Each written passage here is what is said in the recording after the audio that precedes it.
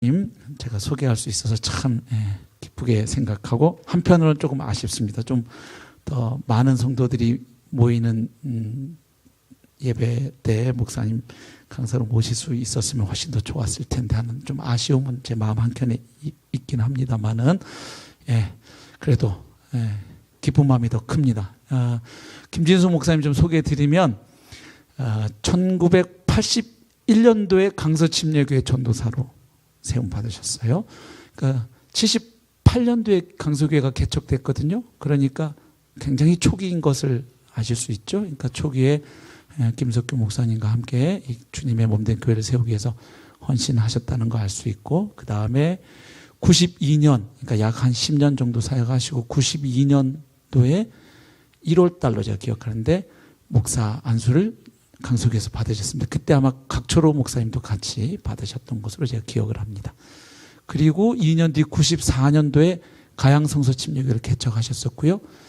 여기까지 이제 제가 기억하고 있는 과거 사건이고, 그 이후는 이제 또 하나님의 호주로 걸음을 인도하셔서 현재는 호주에 있는 시드니 성서침례교회 담임 목사로 교회를 잘 섬기고 계십니다. 그래서 시드니 교회는 아주 건강한 가정교회로 잘 알려져 있습니다. 그래서 이번에 한국에 오신 것도 그 가정교회 컨퍼런스, 세미나랑 컨퍼런스가 있는 것 같아요. 그래서 사모님과 함께 오시면서 정말 한 30년 가까이 만에 강서교회 지금 예배를 들어오셨는데 오늘 막 들어오신 거예요. 호주에서. 근데 제가 참 잔인하게 이렇게 막 들어오신 분한테 말씀 부탁을 드렸는데 흔쾌히 수락을 해주셨거든요. 그래서 그리고 또 있다. 목사님 소개해야 될. 목사님이 신학생 때 저랑 같은 밥을 먹었습니다. 저희 집에서 같이 사신 적이 있어요. 맞죠, 목사님? 그래서 가족으로 같이 진짜 같은 밥을 먹은 적도 있습니다. 그 목사님 입장에서는 그때 봤던 꼬맹이가 지금 담임 목사라고 이러고 서 있는 게 되게 지금 웃기실 거예요.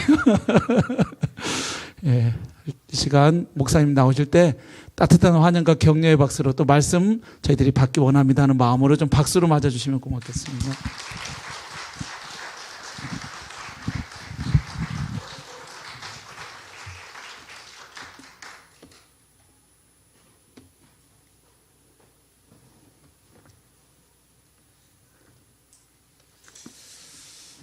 인사드리겠습니다.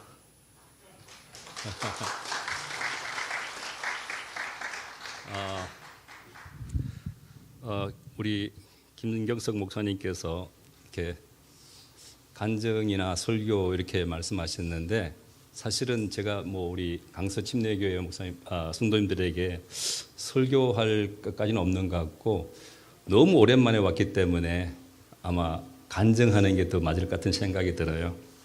그런데 우리 김경석 목사님이 기억 못하는 게 있습니다.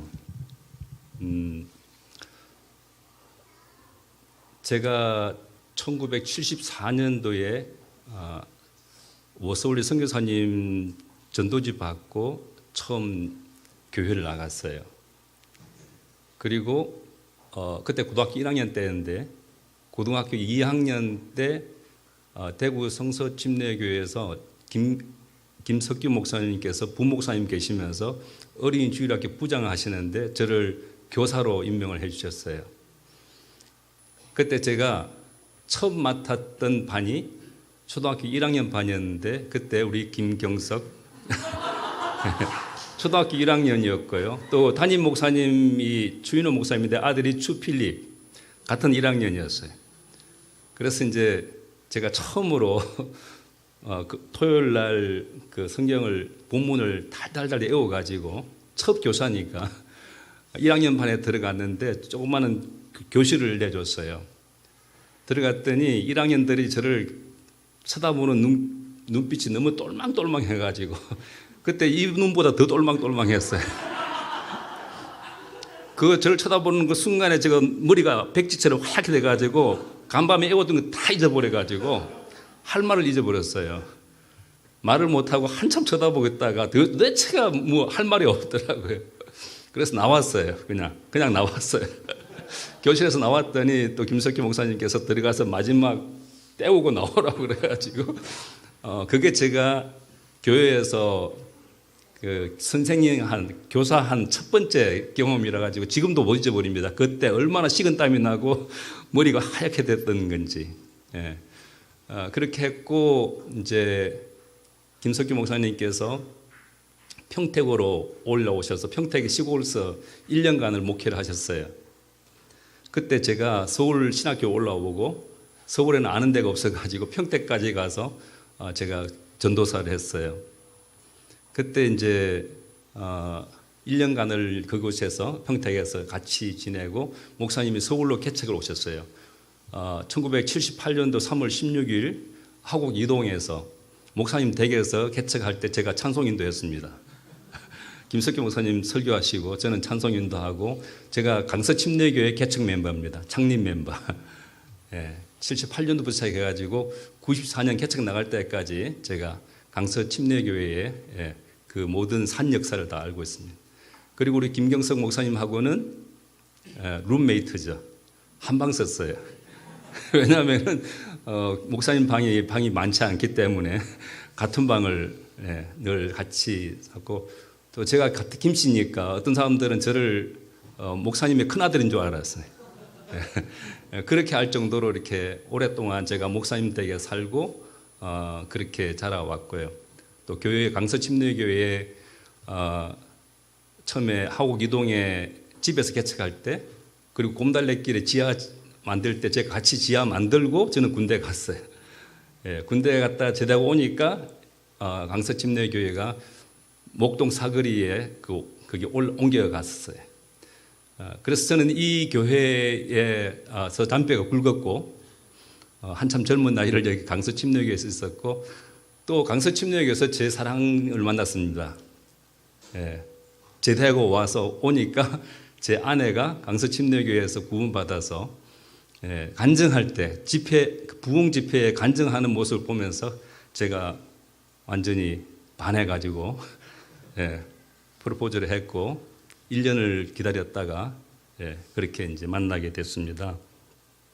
그리고 이제 거기서 거기가 목동 그 2층 그 국민은행 2층에 갈 때 그때가 우리 강서침례 크게 부흥할 때입니다. 300명 가량 될 때인데 거기서 또 우리 또 같이 사역을 했고 그때 목동에 우리 신학교가 있을 때 그러다가 이제 이곳 교회당을 사는 것도 제가 정보를 받아가지고 목사님께 알려드렸습니다. 그때 이제 신학교에 사무장 하시는 분이 하곡교회가 팔려고 내놨다. 혹시 강서교회 살 마음 없느냐 알아봐라. 그래서 제가 이제 목사님께 말씀을 드렸고 저 소리 좀 커서 좀 작 줄이는데 너무 잘 안 들립니까? 자, 저희가 줄이게끔 가까이 계십니다. 가까이 돼요. 예. 그래서 사게 됐고 또 샀을 때 옮겨왔을 때 저는 이 교회당을 지으려고 할 때 우리가 고강동 살다가 집을 이사로 와가지고 우리 모든 짐들을 교회 마당에다가 이렇게 덮어서 놓고 사무실에 잠자면서 그렇게 지냈던 그런 일도 나기 때문에 그리고 강서교회 이 교회당 지을 때 저기 모래 찜질 지고 짊어지고 하고 진행 안 될 때는 지하에서 같이 기도하고 그랬던 일들이 다 생각나기 때문에 그야말로 하나의 분신 같은 그런 느낌이 드는 이 장소입니다. 그렇기 때문에 굉장히 마음속에 있었는데 제가 여기 온 지가 지금 20년 만에 왔는지 우리 김석규 목사님 환갑잔치 때 여기 왔었어요. 예. 그러니까 그런데 김경석 목사님이 교회 담임 목사님 오신 이후로 한 번도 제가 안 왔어요. 오늘 처음 온 겁니다. 그래서 굉장히 감회가 새롭고 할 말이 너무 많은데 짧은 시간에 다 말씀 못 드리지만 제가 소문을 듣고 있습니다. 우리 김경석 목사님께서 얼마나 참 하나님의 그 앞에 충성을 하고 또 우리 사랑하는 성도들 얼마나 사랑하고 사역을 멋지게 잘하고 있다는 소문을 들으면서 얼마나 기쁜지요. 특히나 지난번에 우리 처형 정말 힘들고 아픈 일을 겪었는데 온 교회 성도들이 하나같이 사랑을 표현해 주셔서 빨리 회복되게 해주시고 큰 위로를 받게 했다는 소식 들을 때 제 마음이 엄청 기뻤습니다. 너무 감사합니다. 사랑하는 성도들 정말 감사합니다. 예. 저희들은 이제 제가 사실은 설교한다는 것은 좀 그렇고요. 지금 제가 이제 어떻게 사역하고 있는지 시드니 간 지가 20년 됐습니다. 그래서 20년 동안에 제가 어떻게 사역했는지를 좀 말씀을 드리고, 저는 이렇게 지금 행복하게 사역하고 있습니다. 저만 행복한 게 아니라 제 아내도 굉장히 행복해하고, 저희 아이들도 다 같이 사역합니다. 두 아들이 있는데 아들들도 사역하고 며느리도 사역하고 그렇게 하고 있으니까 그 재미있게 사역하는 것들을 좀 보여드리고 또 말씀을 어떻게 하고 있는지 좀 나누려고 합니다. 함께 우리 하나님 말씀을 함께 보겠는데요. 우리가 옛날에 우리 강서침례교회는 성경 읽을 때 다 같이 일어나서 하나님 말씀을 경외하는 마음으로 읽었습니다. 읽을 때 제가 하나 더 부탁드리겠습니다. 할 수 있으면 앞자리를 쫙 오시면, 내 앞에 다른 사람이 없다고 생각이 들 정도로 앞으로 오시면은 하나님께 영광이 되고 이 목사에게 큰 위로가 될 것 같습니다. 다 같이 일어나셔서 앞으로 쫙 오시면은, 빈자리가 없이 딱 앉아주시면은, 괜히 귀찮게 하죠? 어떻게 저 시드니 사람 와가지고, 예. 뒤에 내 앞에 사람 없을 정도로 딱 당겨주시면은 고맙겠습니다.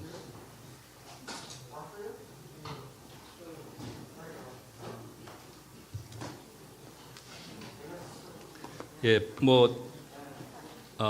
불편하신 분은 안 오셔도 됩니다. 그건 다 같이 일어나셔가지고 성경 읽겠습니다. 누가복음 5장 1절부터 11절까지 읽겠는데요. 같이 좀 읽어주시면 좋겠습니다. 소리를 내셔서 하나님 말씀을 경외하는 마음으로, 사랑하는 마음으로 함께. 누가복음 5장 1절부터 11절까지입니다. 누가복음 5장 신약성경 95쪽입니다. 함께 읽겠습니다. 누가복음 5장 1절부터 11절까지 95페이지 함께 읽겠습니다. 다 찾으셨습니까? 네, 함께 읽습니다. 시작. 무리가 몰려와서 하나님의 말씀을 들을새 예수는 게네사렛 호숫가에 서서 호숫가에 배 두 척이 있는 것을 보시니 어부들은 배에서 나와서 그물을 씻는지라. 예수께서 한 배에 오르시니 그 배는 시몬의 배라. 육지에서 조금 떼기를 청하시고 앉으사 배에서 무리를 가르치시더니 말씀을 마치시고 시몬에게 이르시되 깊은 데로 가서 그물을 내려 고기를 잡으라. 시몬이 대답하여 이르되 선생님, 우리들이 밤이 새도록 수고하였으되 잡은 것이 없지만은 말씀에 의지하여 내가 그물을 내리리이다 하고, 그렇게 하니 고기를 잡은 것이 심히 많아 그물이 찢어지는지라. 이에 다른 배에 있는 동무들에게 손짓하여 와서 도와달라 하니 그들이 와서 두 배의 채움에 잠기게 되었더라. 시몬 베드로가 이를 보고 예수의 무릎 아래에 엎드려 이르되 주여, 나를 떠나소서, 나는 죄인이로소이다 하니, 이는 자기 및 자기와 함께 있는 모든 사람이 고기 잡힌 것으로 말미암아 놀라고 세베대의 아들로서 시몬의 동업자인 야고보와 요한도 놀랐음이라. 예수께서 시몬에게 이르시되 무서워하지 말라. 이제후로는 네가 사람을 취하리라 하시니 그들이 배를 육지에 대고 모든 것을 버려두고 예수를 따르니라. 아멘. 자리에 앉으십시오. 잠시 기도드리겠습니다. 하나님 아버지, 우리가 오늘도 예수님의 이름으로 함께 모였습니다. 하나님께서 이 시대에 우리에게 무엇을 원하시는지 듣기 원합니다. 듣고 잊어버리지 않고 말씀대로 행하기 원합니다. 하나님, 이 시간 역사해 주시옵소서. 회개할 자 회개하게 하여 주시고, 순종할 자 순종하게 하시며, 헌신할 자 헌신하게 하셔서 하나님의 뜻을 이루시옵소서. 우리가 다 하나님 앞에 있습니다. 하나님 말씀하여 주시옵소서. 우리 강서침례교회를 축복하시고 이렇게 놀랍게 부흥시키시며 귀한 목사님 모시고 함께 하나 되어서 하나님의 뜻을 이루고 있사오니, 하나님 이곳에 더더욱 은혜 위에 은혜를, 복에 복을 더하여 주시사 이 시대에 한국과 세계를 품고 기도하고 선교하는 아름답고 복된 교회가 되도록 축복하여 주시옵소서. 처음 세울 때에 가졌던 그 비전대로 구령과 양육과 선교하는 세계에 영향력이 있는 아름답고 거룩한 교회 되도록 축복하여 주시옵소서. 함께 말씀 나눌 때에 그동안 시드니 성서 침례교를 통해서 하셨던 주님의 사역들을 함께 나누고자 합니다. 서로에게 위로가 되고 도전이 되고 또 서로에게 소망이 될 수 있도록 이 시간을 축복하여 주시옵소서. 주 예수님의 이름으로 기도드렸습니다. 아멘. 오늘 이 말씀 배경을 잘 아실 겁니다.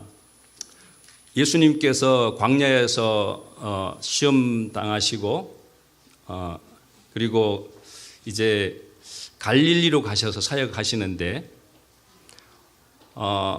밤이 맞도록 이렇게 늦게까지 많은 사람들이 앞에 와서 예수님께 고침받기도 하고 또 이렇게 말씀을 듣기도 하셨는데 예수님이 분주하게 일하십니다. 밤에 이렇게 늦게까지 몇 시에 주무신지 모르게 성경에 나와 있어요. 그러시다가 또 해가 떴을 때 날이 밝은데 또 사람들이 몰려왔어요. 근데 사람들이 할 수 있으면 예수님이 떠나가지 않기를 바라고 붙잡으려고 했어요. 예수님은 낮에는 좀 한적한 곳에 가서 기도하고 싶으셨던 것 같은데 사람들이 몰려오니까 저는 그렇게 생각합니다. 예수님께서 그때 생각하신 것이 나 혼자서 이 많은 사람들을 다 하기는 어렵겠다 생각하셨던 것 같습니다.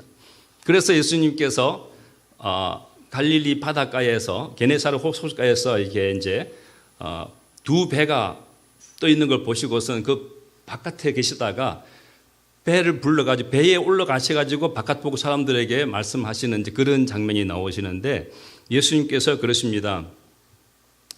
그 베드로 보고 그 시몬 베드로에게 깊은 데로 가서 그물을 내려서 고기를 잡으라 이렇게 말씀하십니다. 그런데 시몬은 매우 어리둥절했던 것 같습니다. 선생님 하면서 우리가 밤새도록 애를 썼으나 아무것도 잡지 못했습니다. 그러나 선생님 말씀을 따라 그물을 내리겠습니다.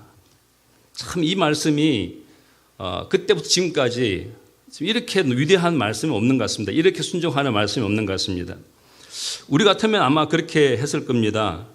밤새도록 낫고 지금 밤새도록 일했기 때문에 피곤하니까 또 예수님 보니까 전문 어부도 아닌 것 같은데 그 말씀을 들을 생각도 없을 것 같고 나는 할 만큼 했으니까 나한테 더 이상 요구하지 말아라 했을 것 같은데 베드로는 예수님 말씀에 의지해서 내가 그물을 내리겠습니다. 이렇게 합니다. 그랬더니 결과가 뭐 어떻습니까? 많은 고깃대가 걸려들어서 그물이 찢어질 지경이다. 그래서 그들은 다른 배에 있는 동료들에게 손짓하여 와서 자기들을 도와달라고 하였다. 그들이 와서 고기를 두 배에 가득히 채우니 배가 가라앉을 지경이 되었다. 그런 얘기 나옵니다. 잘 아시는 말씀이죠? 잘 모르시는 말씀인가요? 예, 제가 또 강서교회 잘 몰라가지고 20년 떨어졌으니까 잘 모르죠. 예. 근데 김경석 목사님은 얼마나 성경 잘 가르치시는데 모를 리는 없는데 왜 그런 질문을 하느냐라는 듯이 말씀하시는 것 같아요. 예. 저는 이 말씀 볼 때마다 참 큰 도전이 되고 그리고 이 시대에 많은 크리스찬들이 정말 이 말씀을 통해서 살아간다면은 그 삶 속에 정말 빈배가 아니라 가득 차고 넘쳐서 내 배만 아니라 내 친구 배까지 가라앉을 지경이 되는 그런 풍성한 삶을 누리게 될 줄로 믿습니다. 그것을 또 주님께서도 원하십니다. 그런데 많은 경우는 우리가 평생을 살고 그런데 내 손에 쥐어진 것은 손가락 사이로 다 떨어져 나가고 새 나가고 빈손, 빈배로 남는 경우가 참 많습니다. 나는 지난 세월 동안 무엇을 하며 살았나? 돌아봐도 한 일도 별로 없는데 왜 그리 바쁘게 살았나? 뭐 얻은 것도 별로 없는데 왜 그렇게 싸우며 살았나? 우리는 왜 그렇게 살았던 거야? 이런 생각하는 경우가 참 많습니다. 저도 조금만 간증을 드리고 말씀드리면은 제가 강서교회에서 94년도에 개척 나가서 가양 아파트에서 한 사람 데리고 개척 시작했습니다. 우리 부부하고 한 사람. 그리고 우리 두 아들은 초등학생이기 때문에 개척교회는 어린이 주일학교가 없잖아요. 그래서 강서 침례교회를 보냈어요. 예, 보내고 우리 부부하고 한 자매하고 셋이서 책상 놓고 예배 시작해가지고 2년 동안 30명 됐을 때 염창동에 있는 도시가스 옆에 있는 3층 건물 52평 빌려가지고 4년을 목회하다가, 그러니까 2년 4년 하니까 6년 됐잖아요. 그래서 안식구를 받아서 시드니에 있는 진재홍 목사님을 만나러 갔습니다. 거기서 좀 쉬려고요. 왜냐하면 그게 개척하는 6년이 제게 녹록치가 않았기 때문에 제가 가서 쉬려고 갔습니다. 그런데 하나님의 뜻이 딴 데 있었는지 제가 해외 비행기는 처음 타봤는데 시드니 공항에 딱 내렸을 때 기다려야 하실 진재영 목사님 계신 게 아니라 성서 침례교에서 파송한 김영규 선교사님이 거기서 있었어요. 저를 마중 온 게 아니라 누구를 배웅하러 나왔던 거죠. 그래서 우연히 맞닥뜨렸는데 그분이 저보고 어떻게 왔냐고, 저는 또 어디 왜 와 계시냐고, 서로 이렇게 공항에서 만나가지고 낯선 땅에서. 그래서 저는 이제 안식을 맞아서 왔다고 이렇게 했더니 그분은 뭐라고 그러냐면은 잘 왔다고. 마침 그때 이제 8월 22일이었는데 10월 달에 시드니 성서 한인 침례교회, 시드니 한인 침례교회에 수양회 강사로 누구 모셨는데 갑자기 강사가 못 온다고 연락이 왔다는 겁니다. 그러니까 저보고 강사를 해달라는 거예요. 예, 안식을 왔는데 저보고 그것도 아무 다짜고짜 그냥 해달라는데 제가 또 대답할 수 없는 것이, 저는 이제 진재훈 목사님 만나러 왔기 때문에 그분의 허락이 있어야 간다고 했더니 그럼 상의해보고 연락 달라고 그래가지고 제가 나중에 말씀드렸더니 기꺼이 가라고 그래서 제가 시드니 한인 침례교회에 10월 달 수양회 강사로 간 것이 제가 나중에 시드니 한인 침례교회 담임 목사가 되는 계기가 됐습니다. 나중에 이제 진재훈 목사님이 이 신학교 오시게 되기 때문에 두 교회가 통합이 돼가지고 이제 시드니 한인 침례교회와 호주 한인 침례교회가 합해져 가지고 시드니 성서 침례교회가 된 겁니다. 그렇게 돼서 제가 이제 시드니 성서 침례 역사가 2001년 9월 달에 그 김우생 목사님 모시고 집회를 하면서 시드니 성서 침례교회로 시작을 했습니다. 그러니까 이런 역사를 말씀 안 드리면 아무도 모르죠. 예, 제가 이렇게 뭐 계획적으로 간 것도 아니고 쉬러 갔다가 누굴 만나고 이런 것은 사람이 꾸미고 계획하는 게 전혀 아니었습니다. 앞에 분들은 5년, 6년 이렇게 목회하고 그만뒀는데 저는 지금 20년째 지금 가량 이렇게 목회를 하고 있는데 지금에 와서 목회가 재미있습니다. 어쩌면 좋죠. 네, 60이 넘었는데 예, 그동안은 강서 침례교회 있을 때 저는 처음에는 어린이 주일학교를 부장을 했습니다. 어린이들 사역했고 나중에 이제 어린이 주일학교 하다가 사역이 너무 힘들어가 제가 너무 지쳐서 이게 사역을 제가 잘 못하는가 보다, 아니면은 제가 공부를 더 해야 되는가 보다 이렇게 생각하고 사역을 떠나려고 할 때 제가 곽초로 목사님 만났습니다. 곽초로 목사님이 제자 사역을, 내비게이터식 제자 사역을 강서 침례교회 접목하려고 할 때 청년부와 대학생들 사역할 때 제가 그분 만나가지고 제자 훈련을 받았죠. 그러면서 제 삶의 변화가 오기 시작해서 정말 즐겁게 사역했는데, 그러다가 이제 캠퍼스 사역, 제가 숭실대 캠퍼스를 맡아서 또 그 사역을 3년 사역을 했고요.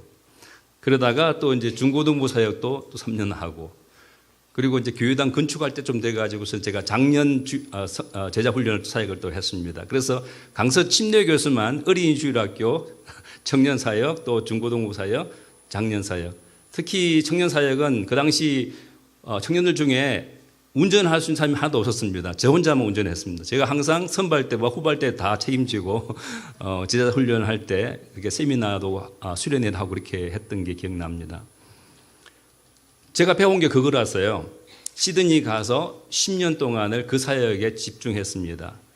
처음에는 정말 밀월 기간 같은 시간을 보냈습니다. 사역이 너무 거기 있는 사람들이 구원은 받았는데 훈련이 돼 있지 않아서 양육에다가 초점 맞춰서 하면서 사람들이 많이 따라오는 것 같아서 굉장히 즐거움에 이민 목회를 했습니다.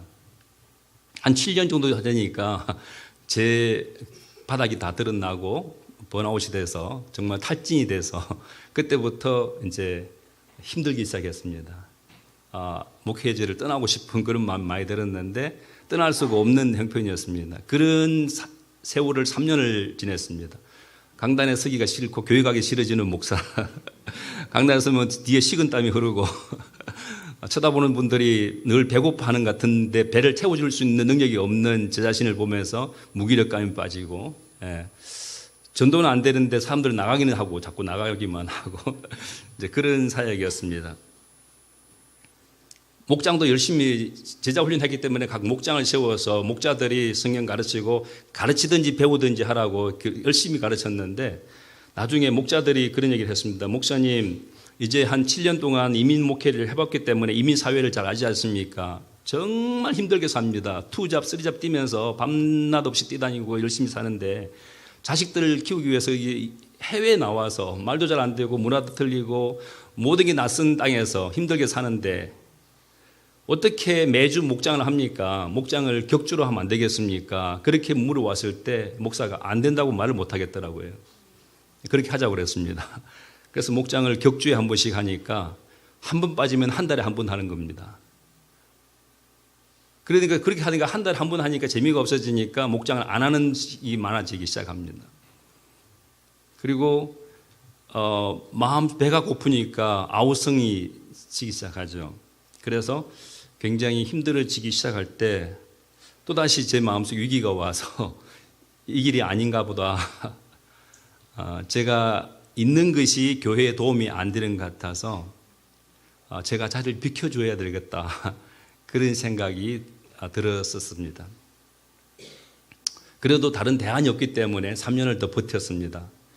버티는 중에 제가 서울에 있을 때 그 책을 읽어봤는데, 구역 조직을 가정교회로 바꾸라는 책을 읽었었는데, 그 사역을 하는 분이 시드니에 있다는 걸 제가 알게 되고 그분한테 전화를 해가지고 나 좀 만나자고 해서 교제를 했는데, 그분이 가정교회 사역은 듣고 하는 사역이 아니고 보고 하는 사역이기 때문에 휴스턴 서울교회 갔다 와야 된다고 세미나를 갔다 와야 된다고 그랬어요. 제가 서울에 있을 때도 꿈과 사랑이 있는 교회를 제가 섬길 때도 그 책을 보고서는 그 세미나를 가려고 그 미국 휴스턴에 세미나를 가려고 미국 대사관에서 비자를 신청을 했었어요. 그런데 보기 좋게 거절당했습니다.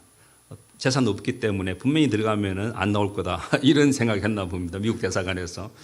그래서 제가 그때 저는 반미주의가 됐습니다. 앞으로는 미국에 돌아도 안 간다. 가진 것도 없으면서 그때 오기가 생겨가지고 나는 미국 오라도 안 간다 이렇게 하면서 이제 다시는 미국 쳐다보지도 않았죠 이제. 근데 시드니 갔더니 다시 또 그 도전이 왔습니다. 세미나를 듣고 와야만이 가정교회를 할 수 있다고 그래서 갈 수 있을까? 지난번 이적당했는데 또다시 또 이적당하면은 이거 무슨 꼴이야 이런 생각하면서 봤더니 제가 신분이 바뀌어 있는 겁니다. 지금은 제가 호주 시민권입니다. 그러니까 이제는 한국 사람이 아니라 이제 호주 사람이죠. 그러니까 이제 미국에서도 이제 그런 부분들은 이제 문제가 안 될 것 같아서 이제 미국에 가서 2010년도에 가서 거기서 세미나를 들으면서 사실 오늘 본문과 조금 다른데 이걸 좀 말씀드리고 이제 말씀드리려고 합니다. 첫 번째 강의가 그 얘기였습니다. 신앙생활 하면서 목사님들이 굉장히 많이 모였어요. 목사님, 사모님 세계적으로 많이 모였는데 그 이제 강의하시는 목사님께서 이런 질문을 했어요. 신앙생활을 하면서 가장 중요한 게 뭐냐라고 물었어요. 저는 그때까지 답이 있었어요. 답정너였어요. 저는 답이 정해져 있었어요. 왜냐하면은 마태복음 28장 19, 20절 말씀 가지고 가서 제자를 삼으라. 이건 예수님께서 마지막 지상 명령으로 주신 거기 때문에 이건 내 목숨 걸고 지키는 거다. 저는 제자 삼는 일에 목숨 걸고 시드니 가서 10년 동안 그렇게 했는데 제게 남는 것은 상처와 갈등과 그리고 무기력함과 그리고 정말 교회 가고 싶지 않은 그런 목사가 돼 있는 자신 발견했고, 성도들은 또 배고파서 그렇게 가르쳤는데 그렇게 양육을 했는데 그렇게 훈련을 했는데 거기서 교수 목자도 나왔는데 목자도 있을 뿐만 아니라 교수 목자까지 있는데 그 교수 목자들은 나보다 더 잘 가르친다고 큰 소리도 치는데 나한테 배워가지고 잘 가르친다고 말하는데 우리는 서로 너무나 가까이 하기는 멀은 당신처럼 돼 있는 교회 성도들과 나의 관계, 또 우리 가족도 나와 관계, 이런 모습 보면서 그럼에도 불구하고 저는 그때까지도 생각하고 있는 것은 제자를 삼는 게 가장 중요합니다. 신앙생활에서 가장 중요한 게 제자 삼는 겁니다. 주님 부르실 그날까지 나는 제자 삼으면서 제자 삼다 갈 겁니다. 그렇게 생각했었어요. 그런데 아주 대답이 딴 대답이 나왔어요. 그게 뭐냐면은 관계가 중요하다는 거였어요. 저는 그렇게 관계 중요하다고 생각하지 않았어요. 왜냐하면 예수님 제자 삼으려다 보면 관계가 삐뚤어질 수도 있는 것이고 서로 싸워가지고 헤어질 수도 있는 것이고, 그러나 제자는 삼아야 되는 거예요. 말씀을 가르쳐가지고 제자는 삼아야 되지. 그 관계 그거는 뭐 안쪽에 더 좋아질 수 있는 것이고 지금 안 좋아도 뭐 이렇게 생각하면서 했는데, 관계는 제게서는 굉장히 마지막 순서였어요. 저는 가르치고 양육하고 훈련하고 그것이 저는 제일 중요했어요. 그런데 제가 그 순간에 성령께서 제 마음속에 그런 생각을 주셨다고 생각합니다. 저를 돌아봤어요. 제게 가장 큰 문제가 뭐냐? 가족 간의 관계도 다 깨져 있고 성도들 관계도 다 깨져 있고 주변에 가깝게 정말 친밀하게 내 속에 있는 얘기를 다 내놓을 수 있는 사람이 없다는 것이 저게 문제였어요. 제 속에 있는 얘기를 하면은 그걸 들어주면서 아 그래요? 정말 그렇겠네요? 그거 나 충분히 이해합니다. 공감합니다. 이렇게 할 분이 없는 거예요. 제가 말하면은 아 목사님 그렇게 생각하면 안 돼요. 그거는 그런 게 아니에요. 그렇기 때문에 그런 거잖아요. 왜 그렇게 합니까? 왜 그래서 합니까? 이렇게 말해주는 선생들은 주변에 많이 있었어요. 근데 제 마음속 깊숙이 있는 아픔을 같이 느껴주고 그것을 위로해주고 내 편에 서줘서 아 정말 그렇겠네요. 나도 그렇게 생각됩니다. 얼마나 힘드세요? 제가 좀 힘이 도와드릴게요. 이럴 수 있는 사람이 모르겠어요. 있으실지도 모르는데 저는 생각이 없었어요. 아무도 생각이 안 났어요. 그때 제가 생각했습니다. 아, 그럴 수도 있겠다. 근데 그분이 마태복음 22장 37절부터 40 말씀, 이렇게 말씀을 가지고 말씀하셨어요. 어느 율법사가 예수님께 나와서 선생님, 계명 중에 가장 큰 계명이 무엇입니까? 그랬더니 예수님께서 마음을 다하고 목숨을 다하고 힘을 다하고 뜻을 다하여 주 너희 하나님을 사랑하라. 이것이 가장 크고 첫째 되는 계명이요. 둘째는 이와 같으니 내 이웃을 내 몸처럼 사랑하라. 이 말씀하시는데 첫 번째는 하나님과의 관계고 두 번째는 내 이웃과의 관계, 사람과의 관계라는 거예요.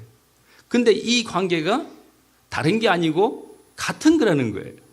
이것과 같은데 앞에 하나님을 마음을 다하고 목숨을 다하고 뜻을 다해서 주 너희 하나님을 사랑하는 것, 목숨 다해 하나님 사랑하는 것이나 내 이웃을 내 몸처럼 사랑하는 것이나 같은 얘기라는 거예요. 이 같이 느낍니까 여러분?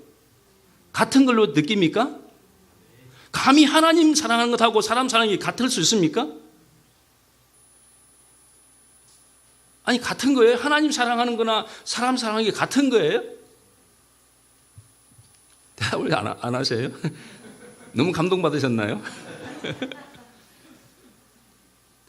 저는 그때까지 하더라도 저는 하나님은 내 목숨을 내 사랑해야 되고 나의 모든 것들을 사랑해야 되지만 정말 사람들은 못 견디겠다, 못 참겠다. 사람들은 정말 말이 안 된다. 사람들은 정말 어쩔 수가 없다. 이런 생각이 참 많이 들었습니다. 저를 비롯해가지고요. 저만 빼고 다른 사람이 그런 게 아니고 저도 저 자신도 제가 예수 믿기 전에는 제가 정말 잘난 사람인 줄 알았어요. 죄도 없는 줄 알았어요. 왜냐하면 항상 우리 어머니가 나를 제일 잘났다고 말씀해 주시기 때문에 저는 잘난 척 했어요. 그런데 예수 믿고 났더니 왜 그렇게 죄가 많아요? 성경에 비춰보니까 왜 그렇게 저는 못났어요? 그 성경대로 하려고 해봤는데 이게 저는 그냥 그렇게 마음 먹고 하면 되지.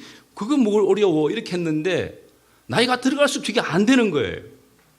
미운 사람 생기면 그거 그냥 생각만 바꾸면 좋아할 수 있겠는데 안 바꿔지는 거예요. 안 바꿔져요. 좀 잘 봐주려고 할수록 속에 더 이제 화가 나는 거죠. 누구 아멘 했어요? 강서침례교 옛날에 안 이랬는데 김 목사님 무슨 일을 하신 거예요? 예. 어쨌든 그렇게 보니까 하나님 사랑하는 것은 정말 다 잘하십니다. 성경 열심히 읽으시고 기도 많이 하시고 또 영적인 교제를 하다 그러면 막 모여들고 찬송 부를 때 정말 눈물 흘리며 찬송하고, 예, 얼마나 열심히 합니까? 그런데 사람 사랑하자 그러면은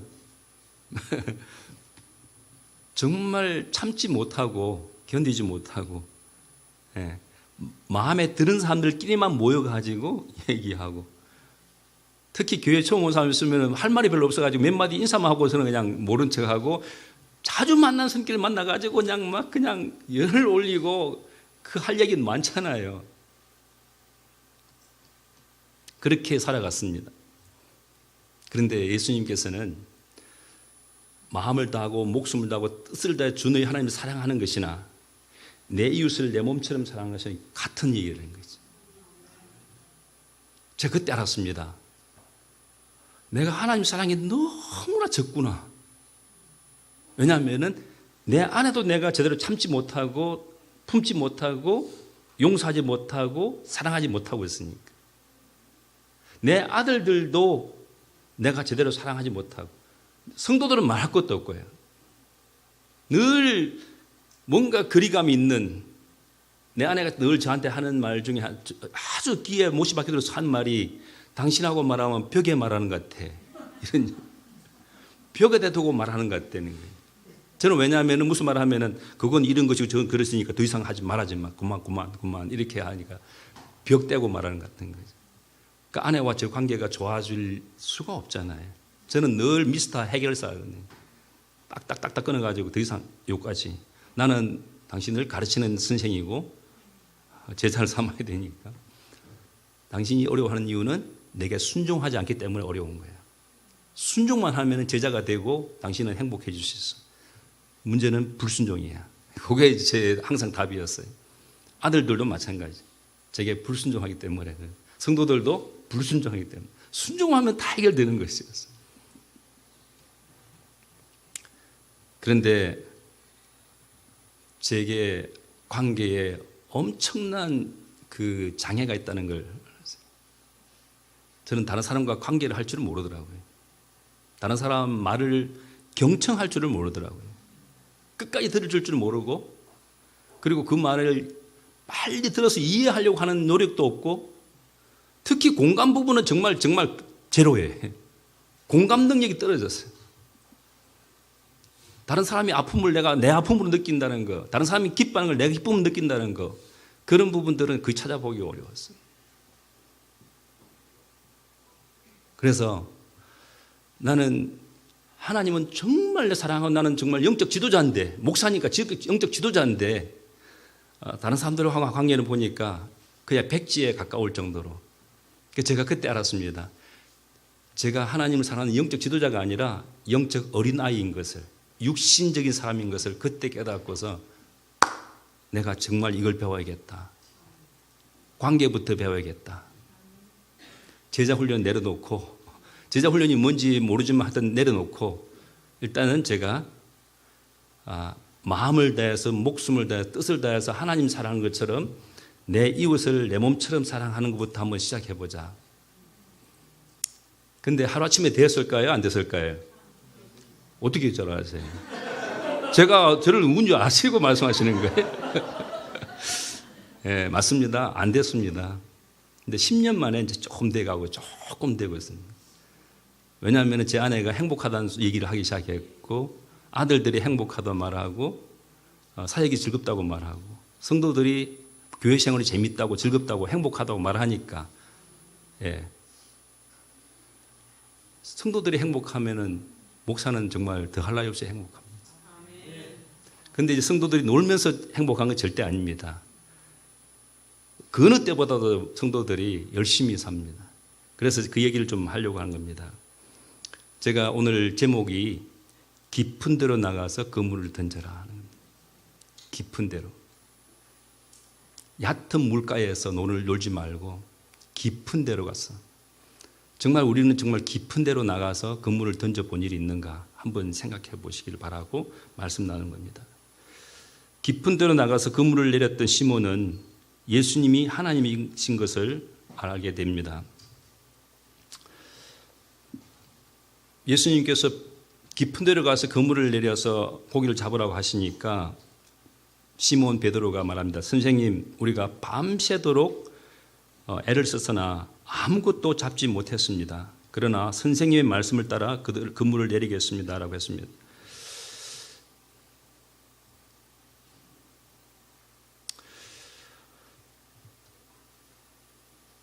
베드로, 시몬 놀지 않았습니다. 밤새도록 고기 낚았습니다. 그물을 내렸습니다. 아마 여기 계신 우리 성도님들 아마 날마다 열심히 사시는 분들이라고 저는 믿습니다. 오늘도 7시 반까지 오시느라고 얼마나 부지런히 이렇게 움직이셨겠습니까? 하루 종일 열심히 사시고 또 수요일 저녁 예배까지 나오시고, 예, 그런 모습 보니까 참 대단하신데,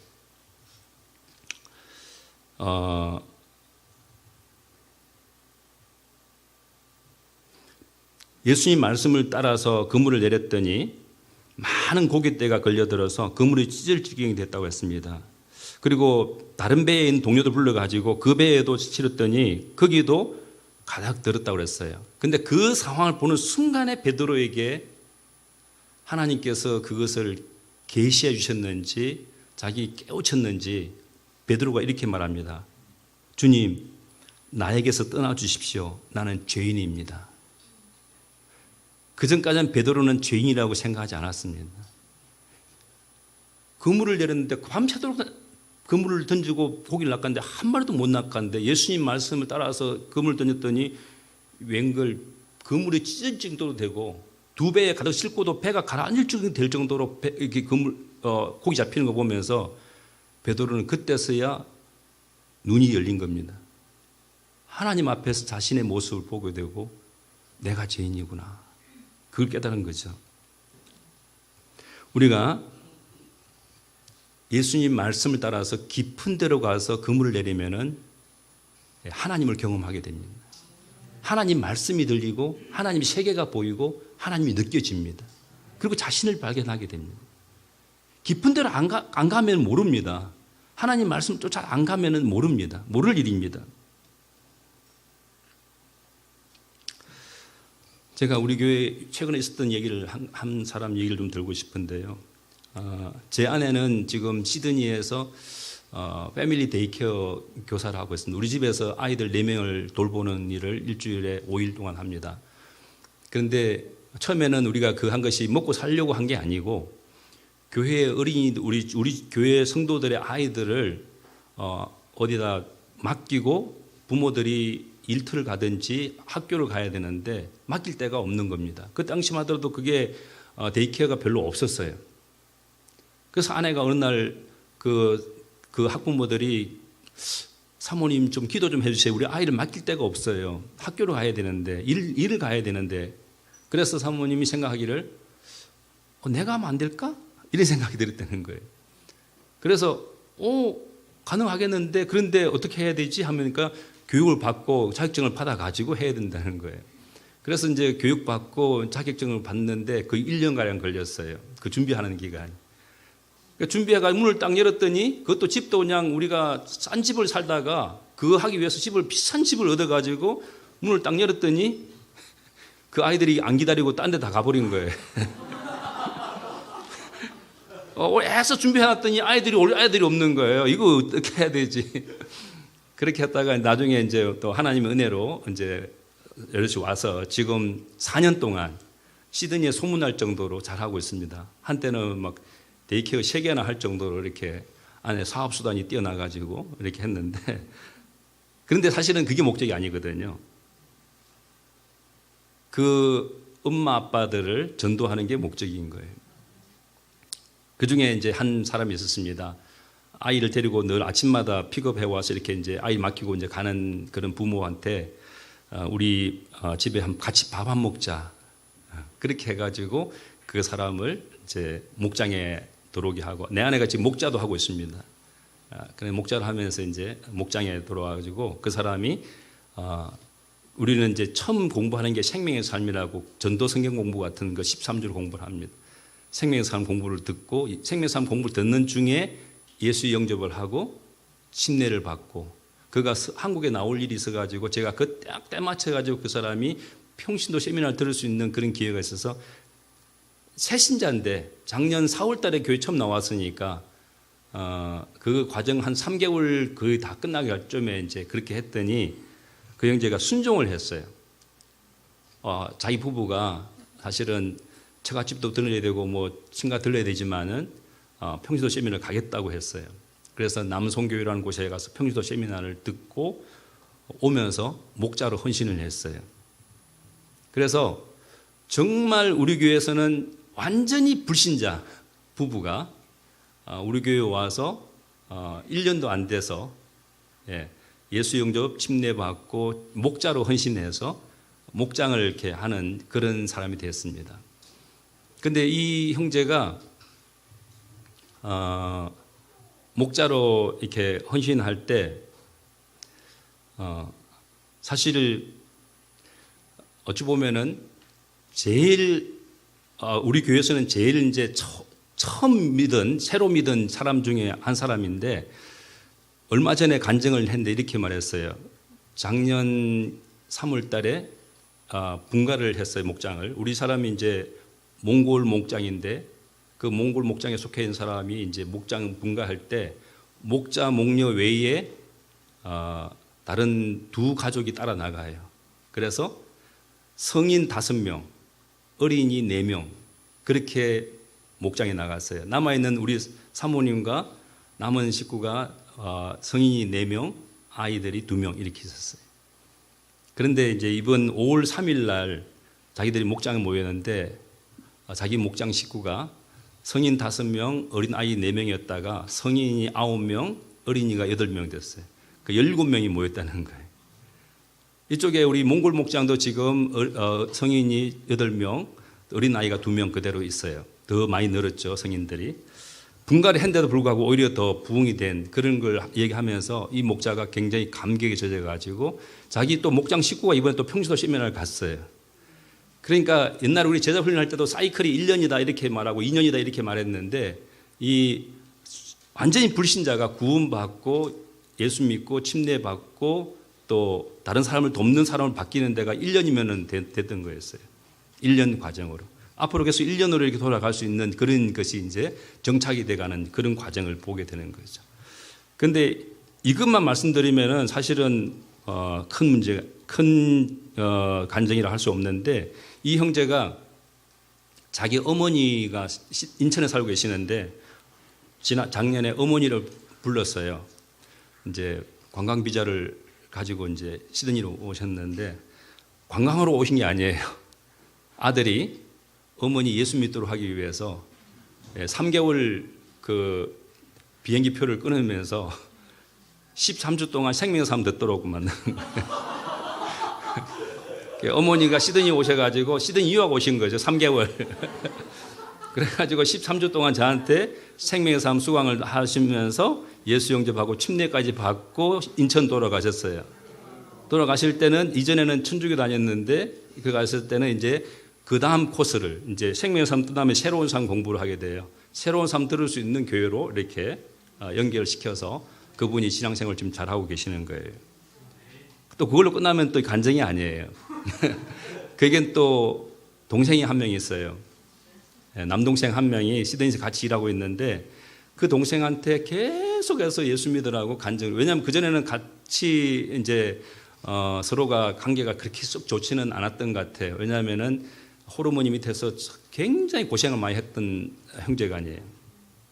그런데 이제 형이 예수 믿고 나니까 너무 좋아가지고 동생한테 자꾸 예수 믿으라 그러고 찬송가 주고 뭐 또 간증도 이렇게 녹음해가지고 설교도 녹음해주고 막 이러니까 동생이 짜증이 났는데 그래도 형이 하도 그렇게 이제 그러니까 한번 가보자 이렇게 교회에 왔어요.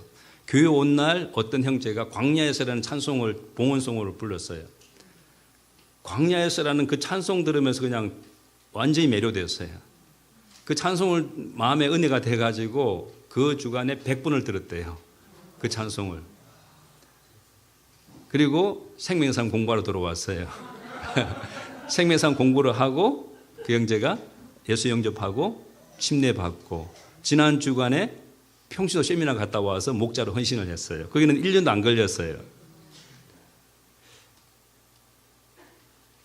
그런데 이 형제가 지금 뭐라고 그러냐면은 자기는 예수 믿어가지고 완전히 대박난 인생인 거예요. 예. 그동안에는 이 친구가 술을 엄청 좋아해요. 그래가지고 월요일 날 술 친구 모이는 미 있고 또 화요일 또 다른 또 그룹이 있고 수요일 그룹 요일마다 그룹이 달해가지고 사람 좋아하고 술 좋아해가지고 술 그룹으로 이렇게 날마다 이렇게 모이고 했던 거죠. 그런데 예수 믿고 났더니 여기 목장의 모임이 너무 재밌는 거예요. 목장에서는 별거 한 거 없어요. 성경 같이 찬송 부르고 밥 먹고 나눔하고 기도하고 그리고 끝나면은 윷놀이를 해요. 그 다 큰 청년들이 모여가지고 아까 사진 나왔죠. 윷놀이를요 12시 1시까지 하는 거예요. 그렇게 재밌다. 그러면서 이 친구가 하는 얘기가 뭐냐면은 야 여기는 술도 없는데 왜 이렇게 재미있냐. 그러면서 매일같이 우리 집으로 온 거예요. 와서 우리 집에서 이렇게 윷놀이 하는 즐거움으로 같이 목장 모이고 이렇게 하는 거예요. 그렇게 하다가 목장에서 이제 그 자매를 하나 만났어요. 그 자매는 우리 집에 살던 자매예요. 쉐어생으로 우리 집에 쉐어생으로 있었는데 청년 자매인데 2년 동안 저와 아내가 특별히 더 얼마나 공을 들여가지고 예수 믿도록 하기 위해서 목장에 나오도록 하기 위해서 애를 썼는데 이 자매 자기 말로 그렇게 말해요. 자기는 제주도 출신인데 자기는 대쪽이긴 대쪽. 절대 넘어가지 않는 꼿꼿한 대쪽이었어요. 안 넘어가는 자매였는데 우리 며느리가 앞방에 살던 며느리가 그 자매한테 지연아 같이 밥 한 끼 먹자. 그랬더니 그 말에 넘어가가지고 목장에 들어왔어요. 그러니까 2년 만에 우리는 그동안 밥 깔고 그냥 막 씨 뿌리고 막 했는데 거두는 것은 우리 며느리가 거둬가지고 자기 목장에 데리고 왔어요. 그 자매와 이제 만나가지고 한 목장에 돼가지고 이제 6월 8일 날 결혼식을 합니다. 네. 목자 목료로 다 헌신해가지고 평신도 세미나 갔다 와서 네. 하나님께서 말씀하신 대로 깊은 데로 가서 그물을 내리고 이렇게 말씀에 순종하게 될 때 그 삶에 놀라운 일이 나는데 이 친구가 이렇게 말하는 거예요. 지난번 간증할 때 그 친구는 이렇게 클리너 그렇게 청소하는 일을 해요. 근데 화요일 저녁에 생명상 공부를 하고 수요일 날 목장 모임 하니까 그 저녁에 일을 못 하는 거예요. 그러니까 일을 빠지는 만큼 돈이 줄어들잖아요. 그러리라고 생각하고 희생하고 자기는 일을 뺐다는 거예요. 그런데 나중에 계산해 보니까 하나도 줄어든 게 없는 거예요. 이 자체가 너무 놀랍다는 거예요.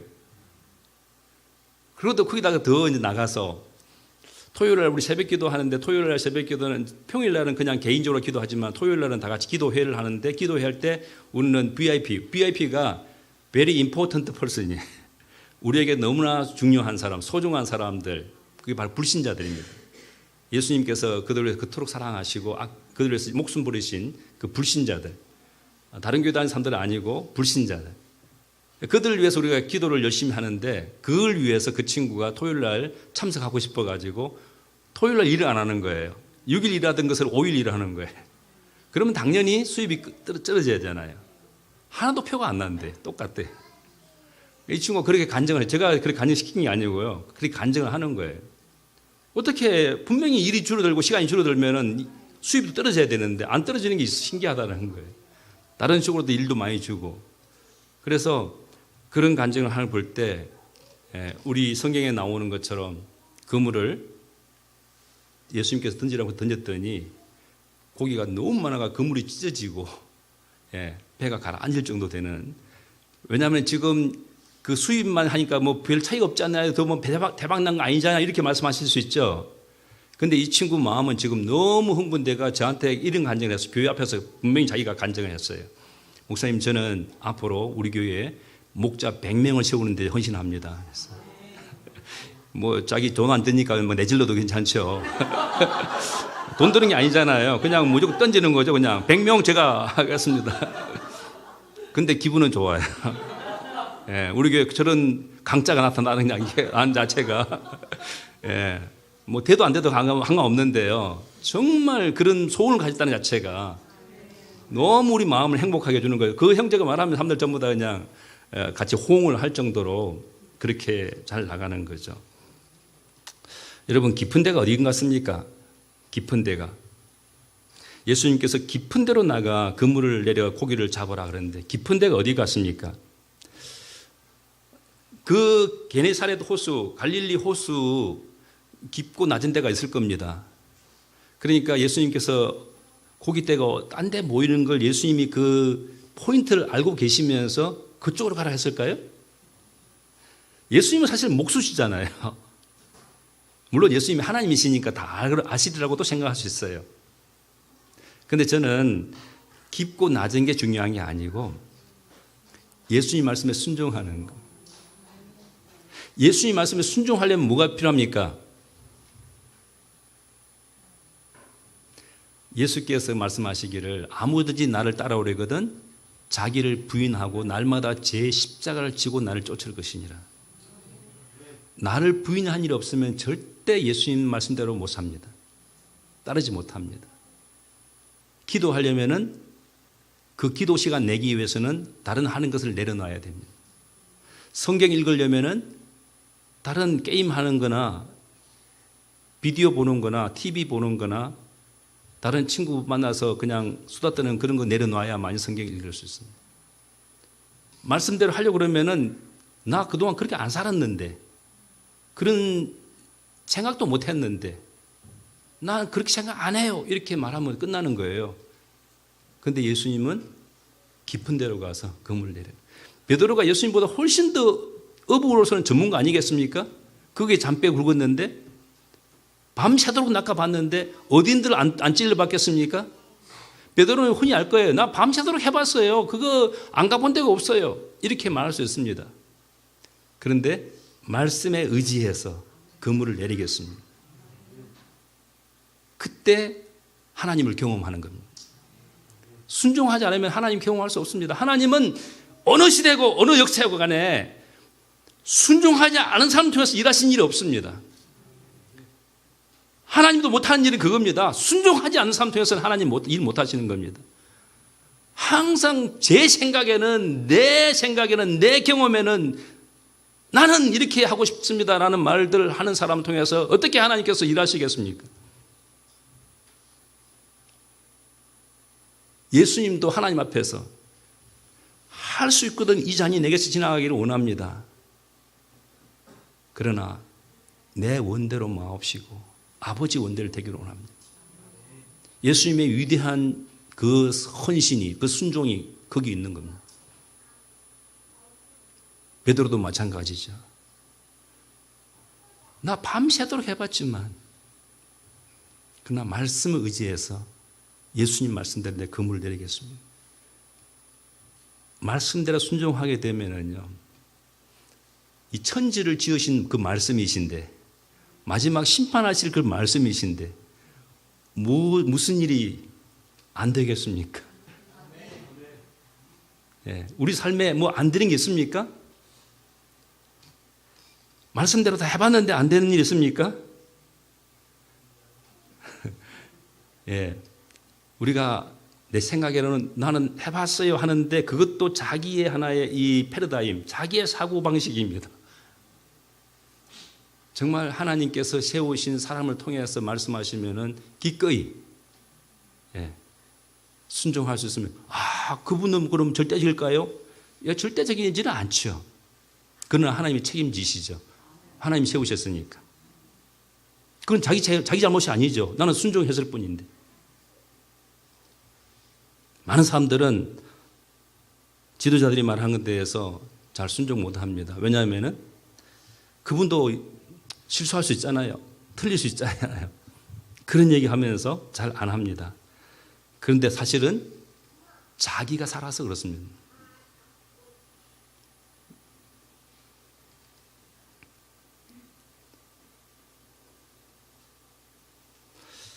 얼마 전에 또 어떤 한 형제가 그런 간증을 했습니다. 이 형제도 참 힘들게 살았습니다. 한국에서 좋은 직장 다니고 있었는데 아내가 함께 시드니로 가자고 해가지고 아내와 함께 이제 시드니로 왔어요. 부모님들은 정말 원하지 않았었는데 부부가 결정해가 시드니 왔는데 가이드 일을 해요. 여행 가이드 일을 해요. 그 계통에서는 정말 상위 1%래요. 정말 사람 말도 잘하고 잘 섬기고 그렇게 해요. 근데 문제는 비자만 가지고 안 되거든요. 해외 나가면 영주권이 있어야 돼요. 특히 이제 시드니에서는 영주권 없으면은 많은 돈이 나가고 비자 유지비로 돈이 많이 들고 그러니까 영주권, 시민권 얻어야 되거든요. 근데 영주권 얻으려면은 영어 점수가 나와야 됩니다. 그 각 직업군마다 영어 점수 이제 레벨이 다른데 이 점수는 골고루 네 항목에 다 5.0이 나와야 되는 그런 이제 점수였어요. 그런데 돌아가면서 한 개씩 지금 떨어지는 거예요. 한 개씩 돌아가면서. 그러니까 다 낼 수 있는데 안 나오는 거죠. 그러니까 우리 생각에는 예수님만 믿으면 예수님이 해주실 거야 해도 아무 말 안 들어요. 자기가 영어 잘하니까 나는 충분히 점수 낼 수 있어. 우리가 몇 년 동안 안 나오냐면은 7년 동안. 7년 동안 영어 점수 안 나와가지고 들인 돈이 얼마나겠어요? 시간은 얼마겠어요? 그리고 가족들, 아내와 자식들도 아빠가 영어 점수 안 나온 것 때문에 얼마나 많은 그 마음속에 절망감이 있었겠어요. 그렇게 힘들게 했어요. 그러다가 이제 최근에 와서는 그런 얘기가 간혹 나왔어요. 우리 이대로 한국 돌아가는 거 아니냐. 그만 이제 포기하고 돌아가자. 이렇게 나오는데 우리는 기도하는 것이 뭐냐면은 좀 말씀에 의지해서 예수님이 영접하고 하나님이 해주신 거 한번 경험해봐라. 근데 그거는 또 안 하겠다는 거예요. 영어 점수 나오면은 그때 한번 해보겠다는 거예요. 거꾸로. 이 줄다리기를 하는 거예요, 줄다리기를. 근데 이제 얼마 전에 그 아내가 남편한테 그렇게 말했답니다. 당신이 영어 잘하는 건 내 아는데, 영어 잘하는 건 내 안다. 근데 이번이 마지막이라고 생각하고 좀 당신을 한번 내려놔 봐라. 근데 그날은 그 말이 와닿더라고 자기가 나중에 간증을 했어요. 마지막이라고 생각하니까 자기를 한번 내려놔 봐야겠다. 그래서 아내가 수소문해가지고 과외 선생 한 명을 붙여줬어요. 남편이 일이 날마다 있기 때문에 정말 시간 내기 어려워요. 그런데 딱 그 때 맞춰서 마음을 내려놨더니 때 맞춰서 그 일거리가 없어가지고 3일을 쉬게 된 거예요. 3일을. 3일 동안에 과외 선생 만나가지고 이제 하려고 하는데 과외 선생님도 되게 바빠요. 여기 왜 여기도 그러기 있죠. 과외 선생 굉장히 쪽지게 가야 하는 사람도 있잖아요. 근데 안 된다고 해놓고서는 밤에 연락 왔더래요. 혹시 새벽에 하면은 할 수 있겠다고. 그래서 이제 동학술집 잡듯이 그럼 새벽에도 하겠다. 그렇게 했더니 한 주에 180문장을 외우라고 하더래요. 한 주가 아니고 3주 동안에 180개 문장을 이렇게 외우라고. 그 자기가 그걸 외우는데 얼마나 다급했던지 하루 만에 다 외워버렸대요. 다 외웠는데 그 선생님이 하라는 대로 해보니까 도대체 이거는 말이 안 되는 거예요. 그래서 선생님한테 계속 묻는 거예요. 이렇게 해야 됩니까? 이렇게 해야 되는 거예요? 자기 그동안 해온 이걸 저보다 훨씬 더 열심히 잘 했는데 안 됐는데 이렇게 해가 될 건가 생각하니까 안 될 것 같은 생각이.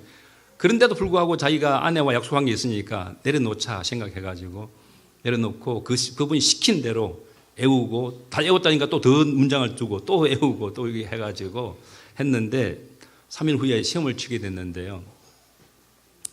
다른 학생들은 다 점수가 나와가지고 이제 과외 선생한테 보고가 왔는데 이 사람은 선생님 보고가 안 오르는 거예요. 그러니까 이제 과외 선생이 어떻게 된 일이냐, 왜 이렇게 연락 안 오냐 이렇게 연락 온 거예요.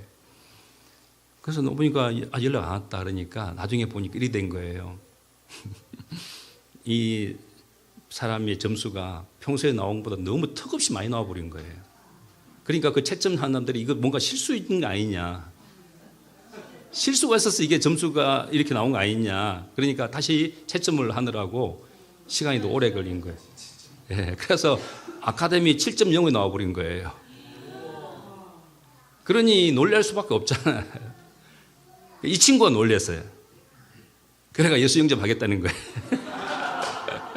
그래가지고 지난 주일날 급하게 개인적으로 만나 예수 영접하고 6월 달에 침례받기로 했습니다. 그래 이렇게 이런 사람들이 실제로 하나님을 경험하고 바뀌기 시작하니까 우리가 올해 들어가지고 1월 달에 3명 침례받고 2월 달에 1명 받고 3월 달에 2명 받고 4월 달에 1명 받고 예. 이제 5월 달 됐잖아요.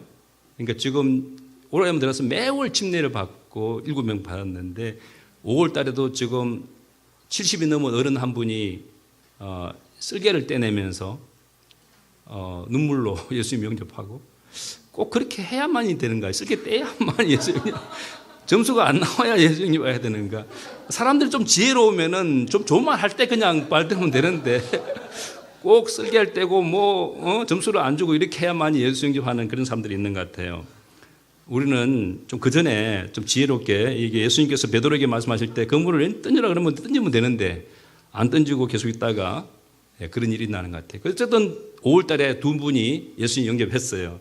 제가 만약에 지금 5월 시즌이 있다면은 5월 달에 침례를 2명 줬을 거예요. 그런데 6월 달에 돌아가면은 침례도 해야 되고 또 결혼식도 인도해야 되고 막 그렇게 되고 있는 거죠. 깊은 데로 나가서 그물을 내려라. 그럴 때 하나님을 경험했습니다. 우리도 깊은 데로 나가면은 예수님 말씀대로 내가 하게 될 때 우리는 하나님을 경험하게 됩니다. 그런데 예수님께서 깊은 데로 나가라 하는 이유가 하나님을 경험하는 그것만이 궁극적인 이유였을까요? 저는 그보다 좀 더 나가서 깊은 데로 나가야 할 궁극적인 이유는 사람을 돕기 위한 것입니다. 베드로에게 예수님께서 말씀하셨어요. 뭐라고 했냐면은 두려워하지 말아라. 처음에 주님 나에게서 떠나주십시오. 나는 죄인입니다. 라고 하는 베드로에게 예수님께서 말씀하시기를 두려워하지 말아라. 이제부터 너는 사람을 낚을 것이다. 예. 예수님을 경험하는 이유가 뭔가? 예수님을 경험하는 이유, 하나님 살아계심을 경험하는 이유가 뭔가? 하나님이 왜 그런 걸 경험하게 하시는가? 하나님은 사람을 돕기 위한 겁니다. 하나님이 세상을 이처럼 사랑하사 독생자를 주셨으니 이는 저를 믿는 자마다 멸망치 않고 영생을 얻게 하려 하심이니라. 마음을 다하고 목숨을 다하고 뜻을 다하여 주 너희 하나님을 사랑하라는 것이나 내 이웃을 내 몸처럼 사랑하라는 것이나 이와 같으니. 왜 같습니까? 저는 종종 그런 생각합니다. 성도님들이 저를 사랑하는 걸 참 좋아합니다. 예. 오늘도 저를 사랑하셔서 한국에서 저를 막 환영해 주시는 분이 계셔서 너무 행복합니다. 우리 김경성 목사님 만나니 너무 행복합니다. 그런데 그보다 더 좋은 것은요, 성도님들이 저를 모르게 제 아들들을 아껴주고 사랑해 주는 거예요. 표 안 나게. 그런 저를 사랑한다는 것이 그냥 입증이 되는 거예요. 우리 시드니에 와 있는 많은 어른들이에요. 당신 때문에 시드니 온 사람 많지 않습니다. 무슨 낙을 보겠다고 시드니 해외에 나와가지고 낯설고 물설고 언어 설고 문화 설고 다 그런 데 와서 살겠습니까? 가족들도 친척도 못 만나는데 살겠습니까? 대부분이 보면은 자식들을 위해 와 있습니다. 자식들을 위해서 왔는데 자식들이 안 되면은 빈손입니다. 빈배입니다. 나중에 내가 왜 왔는가 이런 생각이 들죠. 사랑하는 성도 여러분, 하나님께서 예수님을 이 땅에 보내신 이유는 잃어버리신 영혼들을 구원하기 위해서입니다. 예수님이 땅에 오신 목적은 인자에 온 것은 잃어버린 자 찾아 구원하려 함이니라. 예수님은 그것을 위해서 태어나셨고 그것을 위해 사시다가 그것을 위해서 죽으시고 그것을 위해서 부활하셨습니다. 지금도 하나님 보좌 우편에서 그것을 위해서 기도하고 계십니다. 그보다 더 중요한 게 뭐가 있습니까? 예수님이 목숨 바쳐서 하신 일만큼 더 중요한 게 어디 있습니까? 그런데 우리는 주님 예배한다고, 주님 찬송한다고, 주님 기도한다고, 성경 읽는다고 하면서 내 옆에 있는 주님이 그토록 사랑하셔서 목숨까지 바치신 사람에 대해서는 그들도 보지도 않고 미워하고 싸우고 있다면은 주님 사랑합니다 그러면 주님께서 그거 믿으시겠습니까? 내가 내게 부탁한 그 양들을, 그 사람들은 도대체 돌아보지도 않으면서 너를 통해서 몇 사람이 구원받았느냐, 너를 통해서 예배에 온 사람이, 교회에 온 사람이 몇 명이 되느냐라고 물을 때 우리 얼굴 들을 수 있겠습니까? 주님이 그것을 위해서 오셨다가 그것 때문에 죽으셨는데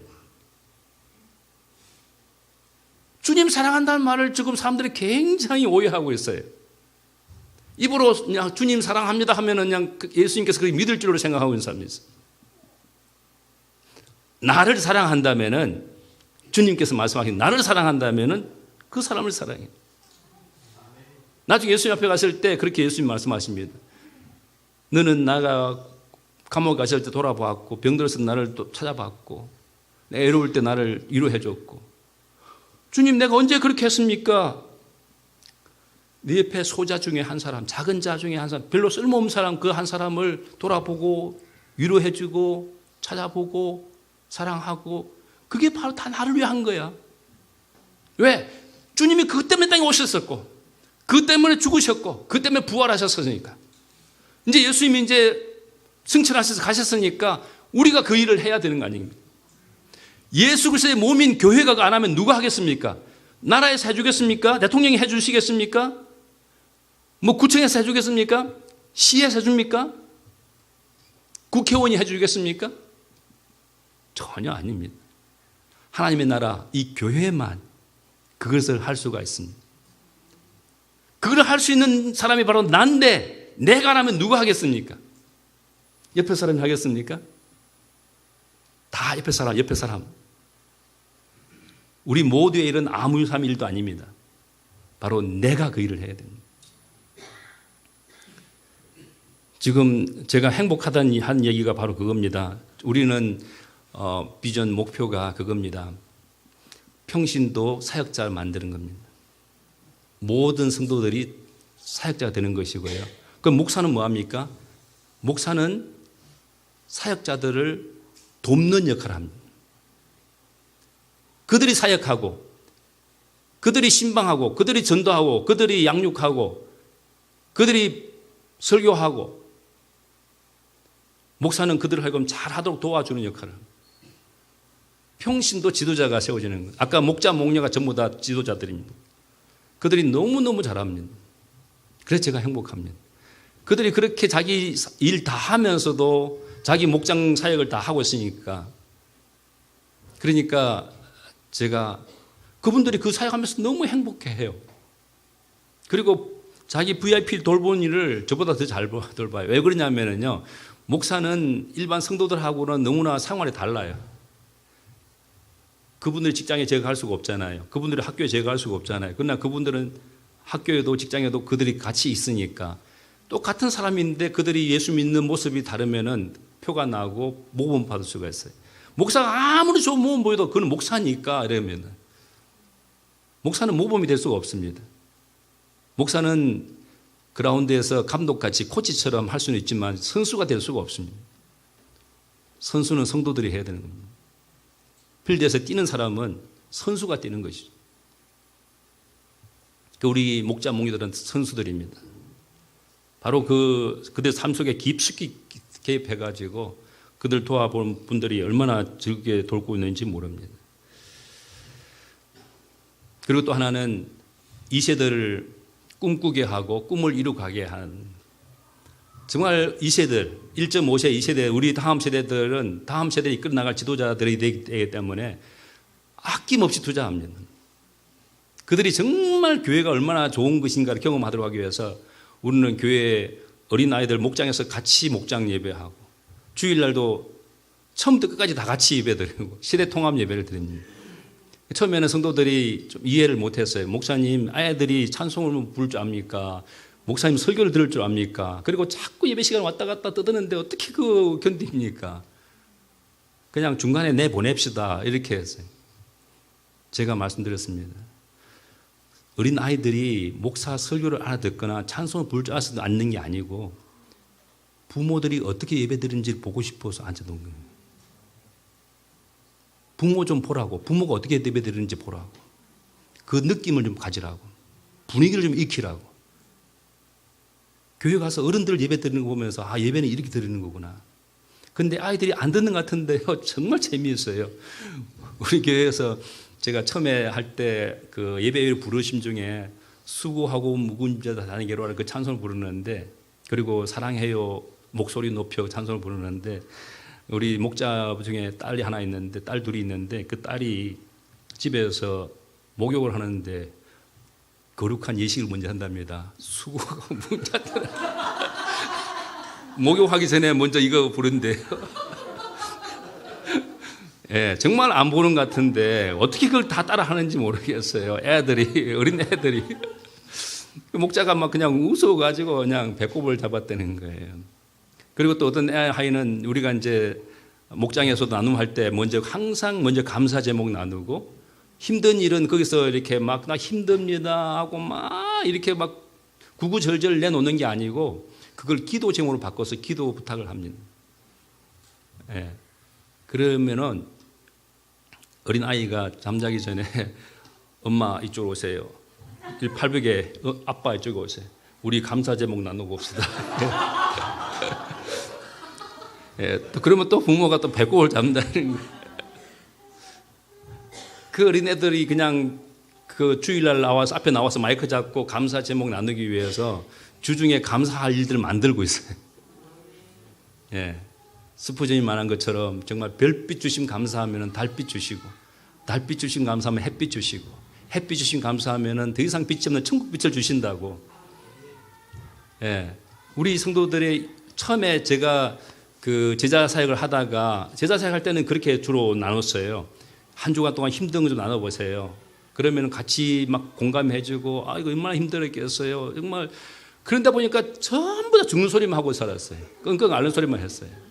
그러다가 이제 가정교회를 바꾸면서 그런 거 나누지 말고 감사 나누랬더니 어떤 분이 저한테 브레이크를 했어요. 뭐라 하냐면은, 목사님이 머리를 쓰고 있다고. 그 힘든 그 입 다물게 하려고 감사하고 나누라 한다고. 네, 처음엔 그랬어요. 그러더니 어느 날부터 정말 불평불만이 없어졌어요. 왜 그런 힘든 게 없겠습니까? 불평해봐야 불평만 늘어나지 절대 문제 해결은 안 되거든요. 걱정해봐야 걱정만 더 깊어지지 절대 문제 해결. 예수님께서는 아무것도 염려하지 말라고 그러셨잖아요. 오히려 기도로 감사하면 하나님께 아뢰라고 그랬잖아요. 하나님이 그렇게 하셨는데, 그래서 감사 나눴더니 성도들마다 입에 감사거리가 늘어나가지고, 처음에는 감사를 하면 감사할 게 있어 감사하죠 목사님 이렇게 했어요. 근데 지금은 그냥 감사할 일 많아가지고 매주마다 간증자들이 그냥 줄을 서요. 어떨 때는 많아가지고 막 2명 해야 된다 그러고 뭐 이러는데, 예, 그래서 간증하는 사람마다 홈페이지에 올려가지고 계속 그냥 간증 쌓여가고요. 그냥 간증이 아니에요. 뭐 내가 뭐 돈 잘 벌었다, 한 주간 일 좋았다, 그런 거 아니에요. 하나님 나를 통해서 어떤 사람을 내가 VIP를 품었는데 그 사람이 예수 믿으려고 한다. 자기 문제가 얘기한 게 아니에요. 내가 돈 잘 벌었다, 뭐 합격했다, 뭐 이런 거 물론 그건 기본이겠지만은 우리의 관심사는 주님 관심사, 주님의 소원, 영혼 구원하여 제자 삼는 것. 예, 그들을 위해서 관계를 맺고, 그들을 위해서 섬기고, 그들을 위해서 봉사하고, 그들을 위해서 참아주고. 그랬더니 그들이 마음이 열려가지고 나도 네가 믿는 예수 한번 만나보고 싶다. 그런 일 때문에 감사를 나누는 거예요. 간증을 하는 거예요. 그래서 점점 감사가 많아지고, 예, 또 그들이 헌신해서 자기도 정말 목자가 되고 싶다고. 그 목자가 가정에서 집을 오픈해가지고 밥을 준비해가지고 먹여주면서 식구들 하니까 제일 먼저 드러나는 게요, 자기 집의 자녀들이 부모를 존경해요. 우리 아버지 어머니가 다른 사람들을 품고 집에 모셔다 그들을 인도하는 거 보면서 마음속에서 우러나온 거예요. 아버지가 존경스러워, 어머니가 존경스러워, 마음으로. 그래서 자기도 크면 어른 목자 되고 있다고. 지금 우리 어린이 목자 2명이에요. 어린이는 또 그 같은 목장 시간에 어린이를 따로 데려가가지고 또 아이들 돌보고 어른들 나누는 시간에. 그래서 우리는 평신도 지도자를 세우고 어린이를 하여금 꿈꾸게 하고 꿈을 이루가도록 도와주고, 그리고 이제 궁극적으로는 세계 타문화 선교권을 하는. 그래서 우리 목장은 전부 다 이름이 다른 국가 이름을 붙였습니다. 미얀마 목장은 미얀마를 후원하는 선교사를 돕고 매주마다 모여서 그 기도하고 그걸 위해서 선교원금하고, 또 몽골 목장은 몽골 선교사님을 후원하고, 그러니까 우리 목장 수만큼 선교사님 우리가 후원하고, 그것도 매주 모여서 그들을 위해서 기도하고 선교원금하고, 교회 헌금하는 게 아니고 선교사에게 헌금하는 거니까. 그리고 아까 우리 베트남 단기봉사 선교 간 것처럼 그 후원하는 선교사도 찾아가서 거기서 도와주고 그들과 같이 일치돼 가지고 선교하고, 그렇게 하니까 이거는 절대 단임 목사 사역이 아닙니다. 성도들의 사역입니다. 주님께서 분명히 에베소서 4장 11절 12절에 성도를, 목사 교사를 세운 이유는 성도를 온전케 하며 봉사일을 하게 하기 위해서인데, 성도를 준비시키는 일은 목사가 하지만 사역은 성도들이 해야 되는 것입니다. 목사가 하는 사역이 아닙니다. 목사는 성도들 사역할 수 있도록 도와주고 가르쳐주고 세워주고, 그래서 목사는 날마다 가르치는 일을 합니다. 말씀 사역은 하지만은 사역은 성도들이 해야 됩니다. 전도하고 양육하고 그들을 도와주는 일은 성도가 하는 것을 할 때 참 그들이 즐거운 사역을 하고 있는 것을 보게 됩니다. 제가 얼마나 재미있으면요, 저희 집에 제 아내도 목자고요, 큰아들도 목자고요, 작은 아들도 목자고요, 조카가 워킹 홀리데이 왔는데 조카도 목자로 채워가지고 우리 식구는 모이면 목자 모임을 하는 겁니다. 그런데 이전에는 제가 처음 시드니 갔을 때 우리 아이들이 중고등학생들이었어요. 제가 아들들 보고 시드니까지 왔는데 너희들 꿈이 뭐냐, 뭘 하고 싶으냐 그러면은 아들 둘이 하나같이 하는 말이 모르겠어요. 제일 하기 쉬운 대답이 모르겠어요. 꿈도 없고 희망도 없고 의욕도 없는 그런 아들들을 보는 순간에 제 가슴이 정말 답답했어요. 아니, 자네 무슨 말과 뭔가 꿈이 있어야 되지 않느냐, 도전을 의식하지 않느냐, 이런 생각하는데 그럴수록 더 기가 죽어버리는. 그래서 말도 못하고 늘 가슴앓이를 했는데, 얼마 전에 우리 추기성 선교사님이라고 멕시코 선교하고 계시는 선교사님 우리 교회에 오셔가지고 청년들 쭉 모아놓고 한 명 물어갔어요. 꿈이 뭐냐, 꿈이 뭐냐, 꿈이 뭐냐. 그런데 저는 굉장히 귀를 기울였어요. 우리 아들은 대답을 뭐라 할 것인가. 오랫동안 질문 안 했던 질문인데, 근데 작은 아들이 차례가 되어서 물으니까 좋은 목자 되는 거요, 이렇게 대답하더라고요. 제 마음이 얼마나 기쁜지 모릅니다. 지금 정말 좋은 목자가 돼가고 있습니다. 큰아들 차례가 됐어요. 뭐라고 대답하겠어요? 동생하고 똑같이 좋은 목자 할 것 같았는데 보니까 자기는 좋은 초원직이 되겠대요. 초원직이는 목자들을 돕는 또 위치가 있어요. 초원직이. 그래서 작은 아들, 큰 아들이 다 그렇게 얘기해 주고요.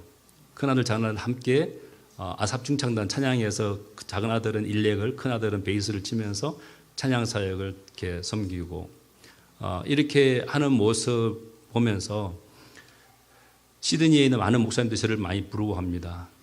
온 가족이 목자하는 교회, 집안, 이렇게 하면서 더할 나위 없이 기쁘고요. 그 중에서 특별히 우리 이제 제 아내가 하는 목장에서 정말 완전 VIP, 완전히 생고구마를 전도를 해서 그가 1년 만에 목자가 되고, 또 그 목자에서 동생이 또 목자로 나오는, 이렇게 되는 걸, 대를 이어가는 걸 보면서 참 하나님께서 그렇게 아내를 써주시고 이렇게 써주시는 데서 너무나 기쁘고 감사합니다. 마지막 한 가지만 말씀드리고 마치겠습니다. 연말에 백화점 주인이 많은 장난감과 선물을 가지고 어느 고아원을 찾아갔다고 합니다. 그리고 그 고아원의 아이들에게 가지고 간 모든 장난감을 풀어놓고서는 마음껏 가져가라고, 자기 마음껏 좋아하는 가져가라고. 그랬더니 아이들이 막 서로 막 눈에 불을 켜고 좋은 장난감 차지하려고 막 해단이 되는데, 서로 막 많이 가지려고 하고 이렇게 하고 있는데, 한 아이가 저쪽에서 무드큰이 서가지고 관망만 하고 있는 거예요. 백화점 주인이 가슴이 무너져 내리는 거죠. 저 아이는 정말 고아인데다가 저까지 자신이 없고 저렇게 여름을 타는가 싶어서 그 백화점 주인이 그 아이에게 찾아가서 너는 왜 안 가져가니? 너도 앞에 좀 가져가렴 이렇게 했대요. 뭐든지 가져가 이렇게 했더니 그 아이가 이렇게 대답을 했대요. 정말 제가 가고 싶은 것 뭐든지 가져도 되는 거예요? 다시 재차 확인하는 거예요. 제가 뭐든지 가져다 되는 거예요? 뭐든지? 이렇게 해서 그럼 뭐든지 가져가. 그랬더니 그 아이가 성금성금 다가오더니 백화점 주인 다리를 부여잡는 거예요. 저는 아저씨가 좋아요. 나중에 이야기는 그가 백화점 주인에 입양돼 가지고 아들이 되어서 백화점을 차지했다는 그런 이야기. 여러분 우리가 세상에 살아가면서 참 필요한 건 많습니다. 하나님 주신 선물이 얼마나 주변에 많습니까? 가지고 놀 수 있는 게 얼마나 많습니까? 갖고 싶은 것도 얼마나 많고 하고 싶은 거 얼마나 많습니까? 그거 다 욕심내도요. 하나님 가지는 것 비하면 아무것도 아닙니다. 하나님 마음, 하나님의 소원을 이루고 싶어서 하나님께 매달리면은 하나님은 그럽니다. 저 어린 양들을 먹여라. 저 어린 양을 치라. 우리가 하나님의 소원을 이루고 하시면은 하나님께서 우리의 모든 소원 다 들으실 줄로 믿습니다. 그런 사역으로 우리 강서 침례교회가 이 시대에 하나님 쓰시는 교회가 되시기를 기도합니다. 함께 기도드리겠습니다.